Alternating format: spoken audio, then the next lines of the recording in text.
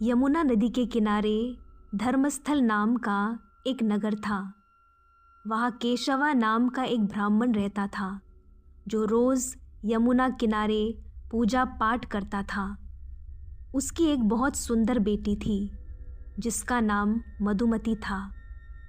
जब वो शादी के लायक हुई तो उसके माता पिता और भाई तीनों उसकी शादी के बारे में सोचने लगे। एक दिन मधुमती के पिता केशवा किसी शादी में गए हुए थे।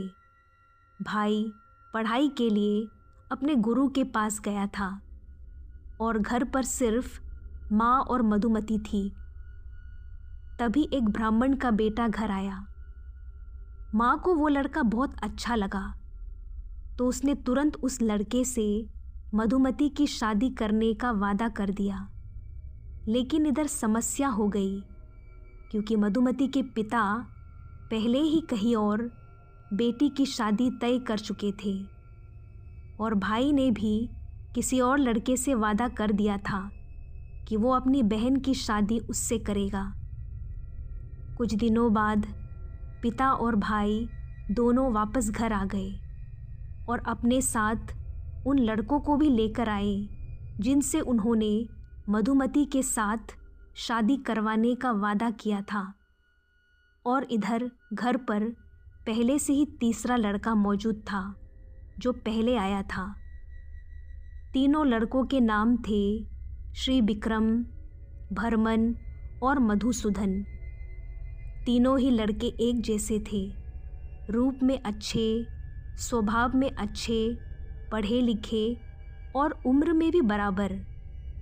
अब ब्राह्मण बड़ी परेशानी में पड़ गया। वो सोचने लगा, एक ही बेटी है मेरी और तीन तीन लड़के शादी के लिए तैयार हैं। किसे दूँ और किसे मना करूँ? हम तीनों, मैं, मेरी पत्नी और मेरा बेटा अलग अलग वादा कर चुके हैं। ये कैसी मुश्किल स्थिति बन गई है, अब क्या करूँ? ब्राह्मण यह सोच ही रहा था कि तभी अचानक एक सांप ने मधुमती को काट लिया और उसकी मौत हो गई। यह खबर सुनते ही उसका भाई, पिता और तीनों लड़के सब दौड़ पड़े। उन्होंने बहुत कोशिश की, सपेरे और जादू टोना करने वालों को भी बुलाया, लेकिन कोई भी उसे जिंदा नहीं कर पाया।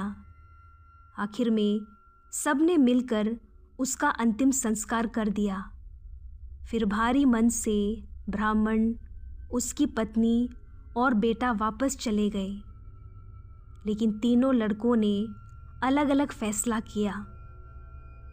पहले लड़के ने उसकी जली हुई हड्डियां इकट्ठा की, उन्हें साथ रखा और साधु बनकर जंगल जंगल घूमने लगा।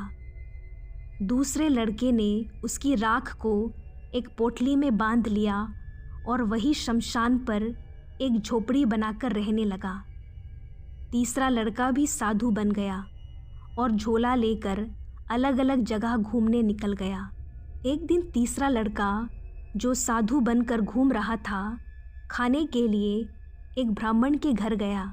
घर के ब्राह्मण ने उसे देखकर कहा, आप आज यही खाना खा लीजिए।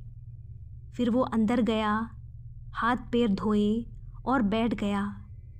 ब्राह्मण भी उसके पास बैठ गया और उसकी पत्नी खाना परोसने लगी। तभी उनका छोटा बच्चा रोने लगा और अपनी माँ के कपड़े पकड़कर जिद करने लगा। माँ उसे समझाने की कोशिश करती रही, लेकिन वो और ज़ोर से रोने लगा। आखिरकार गुस्से में आकर उस औरत ने ऐसा काम किया कि सब चौंक गए। उसने बच्चे को उठाया और जलती हुई आग में फेंक दिया। बच्चा वही जलकर राख हो गया। यह सब देखकर वो साधु बना लड़का खाना खाए बिना ही उठ गया। फिर घर के मालिक ने पूछा, आप खाना क्यों नहीं खा रहे? उसने कहा, जहाँ इतना भयानक काम हुआ हो वहाँ मैं खाना कैसे खा सकता हूँ? तब उस ब्राह्मण ने कहा, ठहरो, मैं आपको कुछ दिखाता हूँ। वो घर के अंदर गया, एक किताब लेकर आया। और उसमें से मंत्र पढ़कर अपने जले हुए बेटे को फिर से जिंदा कर दिया। यह देखकर वो साधु लड़का हैरान रह गया। उसने सोचा, अगर यह किताब मेरे पास आ जाए तो मैं भी अपनी प्रिय को जिंदा कर सकता हूँ। उसने मन में योजना बना ली, फिर खाना खाया और रात तक वहीं रुक गया। रात को जब सब सो गए, वो चुपचाप उठा, उस ब्राह्मण के कमरे में गया, किताब उठाई और वहाँ से भाग गया। कुछ दिनों बाद वो उसी जगह पहुँचा जहाँ लड़की का अंतिम संस्कार हुआ था। वहाँ बाकी 2 लड़के भी बैठे थे। तीनों मिले और उन्होंने पूछा, तुमने कुछ सीखा क्या? उसने कहा, हाँ, मैं मृत को जिंदा करने की विद्या सीख आया हूँ। यह सुनकर दोनों बहुत खुश हो गए और बोले, तो फिर हमारी प्रिय को जिंदा करो। उन्होंने उसकी हड्डियाँ और राख इकट्ठा की।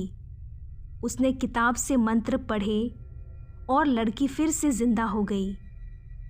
लेकिन जैसे ही वो जीवित हुई, तीनों लड़कों में फिर से झगड़ा शुरू हो गया। इतनी कहानी सुनाने के बाद बेताल ने राजा विक्रमादित्य से पूछा, हे राजन, अब बताओ, वो लड़की असल में किसकी पत्नी होनी चाहिए? राजा विक्रमादित्य ने जवाब दिया, वो उसी की पत्नी मानी जाएगी जिसने उसकी राख के पास झोपड़ी बनाकर वहीं रहना चुना था। बेताल ने फिर सवाल किया, लेकिन जिसने उसकी हड्डियां संभाल कर रखी, अगर वो ना होता तो वो जिंदा कैसे होती? और जिसने मंत्र सीख कर उसे जिंदा किया, अगर वो ना होता तो क्या होता? फिर राजा ने समझाते हुए कहा, जिसने उसकी हड्डियां संभाली वो उसके बेटे जैसा हुआ, और जिसने उसे फिर से जीवन दिया वो उसके पिता जैसा हुआ। इसलिए पति वही माना जाएगा जिसने उसकी राख के पास रहकर उसका साथ निभाया। यह जवाब सुनकर बेताल फिर उड़कर उसी पेड़ पर जाकर लटक गया और राजा विक्रमादित्य भी उसके पीछे पीछे गए।